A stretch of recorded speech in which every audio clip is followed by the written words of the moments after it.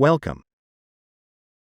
In this video, we will show you how to fill in the onboard training record book for officers in charge of a navigational watch on ships of 500 gross tonnages or more that is based on the competence requirements of the 2010 amendments to the International Maritime Organization (STCW) Convention.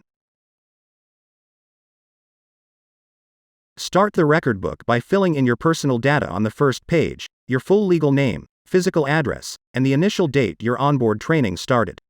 In writing, use capital letters only, except for signatures that should be identical to the signature on your legal documents. Use a black or blue ink pen. Data required are your full name, seafarer's book number, date of birth, physical address, sponsoring company, if you have one. If not, leave this area blank. In the training program segment, note down your completed education, school or college, start and end date, and in case you had any onboard training related to your profession, note that in the C phases section. Basic training is mandatory to complete the page by filling in the date, training center name and location, and certificate number. If you have any other relevant and valid certificates, input their data here. In the shipboard record of service, write down the ship's name, IMO number, dates of sign in and off, time spent on a bridge in watchkeeping function, and total voyage duration. You need to complete a minimum of 6 months on bridge watchkeeping functions and 12 full months on seagoing service.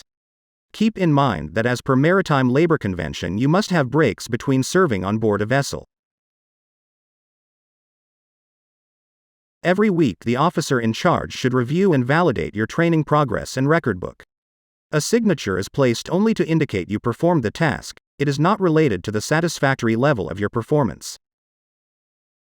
Every month, the master should review and validate your training progress and record book. Before being assigned to shipboard duties, all seafarers must receive basic safety familiarization to know what to do in an emergency. The master or responsible officer on each ship should sign and date below to signify that you have received training or instruction to be able to carry out the following tasks or duties.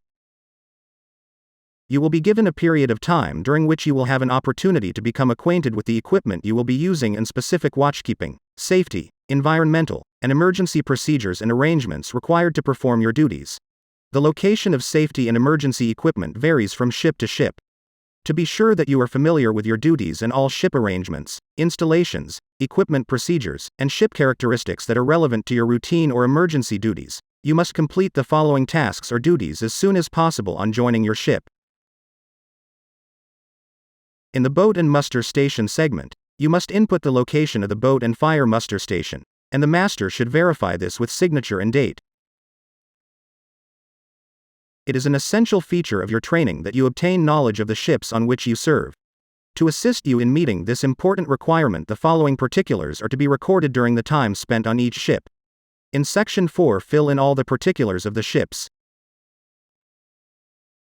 When cadets are examined for certificates of competency, they will be required to demonstrate a thorough knowledge of the rules in their application. For Parts A, B, C, D, and E, a thorough knowledge of the rules is required. When the cadet can demonstrate that each rule has been committed to memory and is also able to demonstrate a clear understanding of their use and application, the appropriate box should be initiated and dated by an officer. Full and comprehensive knowledge of distress signals is required. This section of your record book gives details of the training tasks that you should follow to make the best use of your time at sea. You will see that each page lists the tasks or duties that you should undertake. Completion of these will lead to meeting the competencies. A senior officer should review your progress and indicate, with initials and date in the blue box on the right-hand side of the page, that your performance is considered to meet the criteria for evaluation and that competence has been demonstrated in that element. The officer may offer advice on areas in which improvement is necessary. The primary is subdivided into training tasks or duties on the left-hand side of the page. The cadet should complete as many of these training tasks as possible. However, in view of the likely equipment, cargo, or voyage pattern of the ship, it is not expected that all these tasks will be completed before the cadet is considered competent in the primary task. It should be noted that some of the skills and knowledge that underpin the competencies may well have been obtained during shore-based training. For example, Sections 10 to 13 can be skipped if you did not work on cargo vessels or with cargo handling. Remember, the date you complete the task is signed by the supervising officer. The day when you demonstrate your skills comes after and is signed by the master. The purpose of the summary chart is to provide you, your company, and your ship's masters and officers with a guide and continuous check on the number of tasks or duties that you have completed, and those that remain outstanding. Tick off only those tasks that you have completed. In the charts below the tinted boxes simply indicate the start of a new group of tasks or duties. For additional information, contact the Maritime Training Center.